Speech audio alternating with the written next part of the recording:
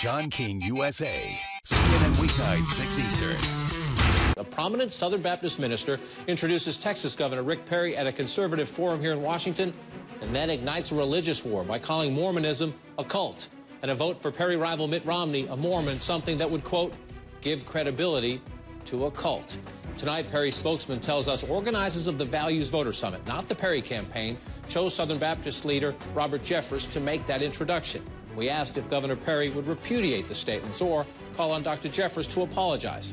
The only response from the campaign was a one-sentence statement that, quote, the governor does not believe Mormonism is a cult. Dr. Jeffress will join us live in just a moment. You see him here at the event with Governor Perry. In his introduction, he did not use the term cult or specifically attack Romney by name. But there was no doubt he had the former Massachusetts governor in mind when he drew this contrast. Do we want a candidate who is skilled in rhetoric or one who is skilled in leadership? Do we want a candidate who is a conservative out of convenience or one who is a conservative out of deep conviction? Do we want a candidate who is a good moral person, or do we want a candidate who is a born-again follower of the Lord Jesus Christ? Rick Perry is a proven leader. He is a true conservative, and he is a genuine follower of Jesus Christ. It was in a conversation with reporters after that introduction that Dr. Jeffress used the term cult. Jeffress is the senior pastor of the First Baptist Church in Dallas. He is with us now from this event. Dr. Jeffress, you have had this opinion for some time, your criticism of the Mormon Church, but you came today to a political event, an event that is very, very important to Governor Perry, who has been stumbling in the polls of late, and you dropped this, what I'm going to call a bomb, going after Governor Romney. Why?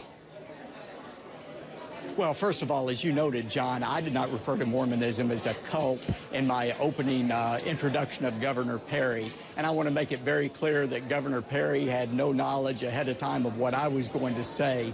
However, this is not an unusual view, John, that Mormonism is not Christianity.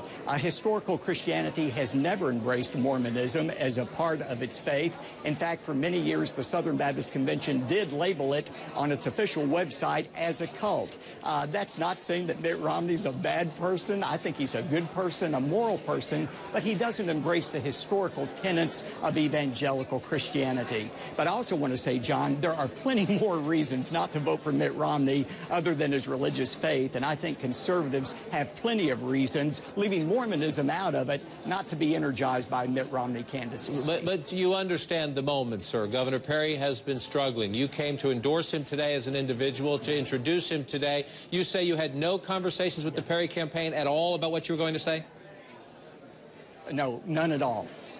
And I was a guest here of the Family Research Council, not of Governor Perry. And so you're speaking to reporters after, and you say voting for Romney would give credibility to a cult. There are 16 million Southern Baptists in the United States. Your church has 10,000 members. There are 16 million Southern Baptists.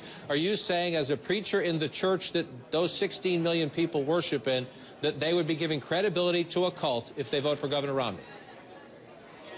Well, I've also said, John, that given the choice between Mitt Romney and Barack Obama, I would vote for Mitt Romney. I think it is much better for those of us who are evangelical Christians to have a non-Christian who embraces biblical values in the White House than to have a professing Christian like Barack Obama who addresses and embraces unbiblical positions. And so while I am hesitant and would be at this stage when we can choose a Christian candidate for office, I do think there may come a time when it's going to be the lesser of two evils. And so I would not say under no circumstances would I vote for Mitt Romney.